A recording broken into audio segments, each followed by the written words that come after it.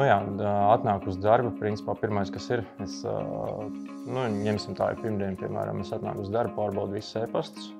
Tas ir numur 1, ko es daru no rīta. Pārbaudu, vai visas sistēmas strādā, darbojās, pārbaudu monitoringu platformas, skatos, kas ir noticis pa nakti vai iepriekšējā dienā, vai arī nedēļas nogalē. Tad mums ikrīta tikšanās ir ar komandu, kur mēs pārunājam iepriekšējās dienas notikumus un ko mēs darīsim šodien un kā mēs paši jūtamies. Ja mēs jūtamies zaļi, tad ir viss ok, bet varam arī pateikt, ka mēs nejūtamies labi un mums vajag ar kaut ko palīdzību, tad arī kolēģi var iesaistīties tādā. Pēc tam, kad tikšanās ir galā, tad reāli sākās tie paši darbi, jāskatās mūsu kā sauc, dēles, kur mums visi darbi salikt, kanban dēles, tā varētu teikt. Un tad mēs turpinām darbu ar savām lietām.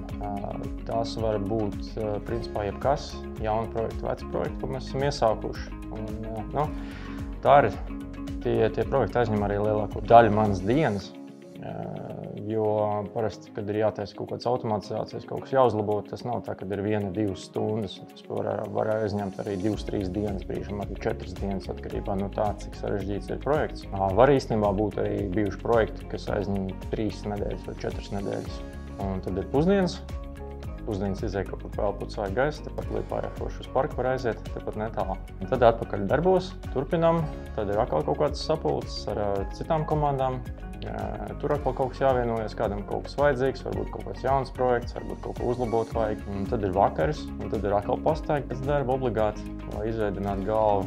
Un tad vai nu uz džimu dodos, atšķirībā kādu dienu, vai arī mājās strādāt un kodēt savus projektus arī mājās. Principā tas, kas man iedvesmoja, bija tā, ka es tādā konkrētajā brīdī studēju vienu kursu ELU, kas saucās programmatūras testēšana ar Java, Maviens Gradls, TDD, BDD, neskaidroši varbūt tik sīki un smalki, bet tajā laikā es mācījos un es ieraudzīju šo profesiju kā IFA un domāju jāuzrakst, jo profesija bija interesanta un tur arī vajadzēja izmantot tās zināšanas, ko es uz to doto brīdi arī Latvijas universitātē mācījos. Tad sanāca tā, ka mani novērtēja komanda un arī priekšnieks, un tad jau pēc mēneša strādāju IFA uzņēmumā, kur šobrīd atrodos. Un kas bija interesantākais?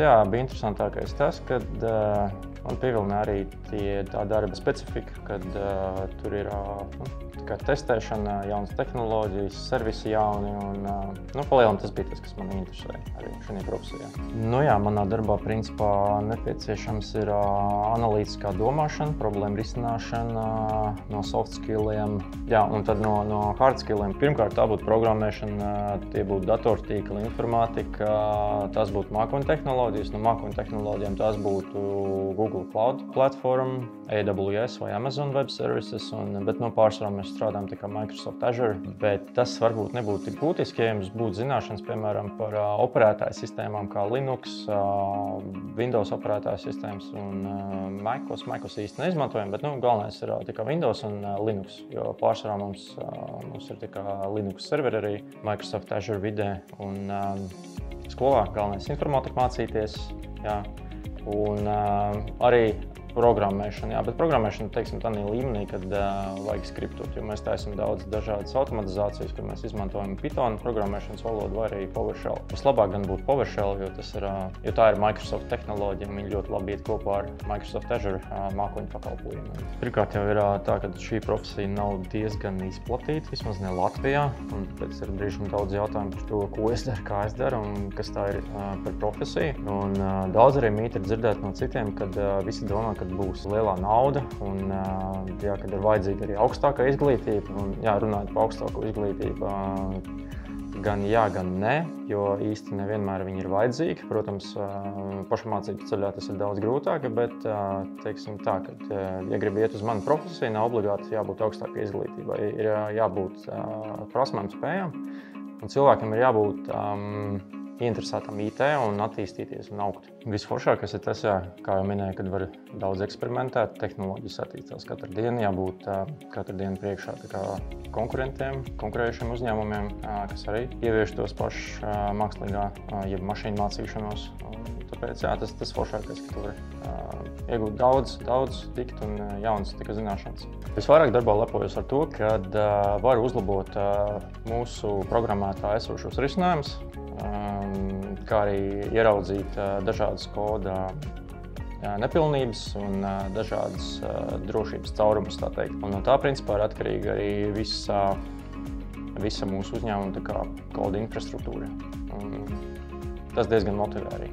Pagājušajā gadā bija viena spēles īstenībā un ieteikums arī, ja taisat automatizācijas, nekad nelieciet automatizāciju kaut ko dzēst, jo viņi var izdzēst visus lietotājus kaut kādā konkrētā tūlā. Un tāpēc ir svarīgi databāzes backupot un arī servisus backupot. Un, jā, kā minēja, automatizācijās nekad nevajag likt iekšā kaut ko, kas dzēš kaut ko, jo tas var vien noiet greizi. Jā, tad aktuālajā trendi manā jomā patreiz ir tāda, kad ir mākslīgais intelekts, jeb mašīnu mācīšanās.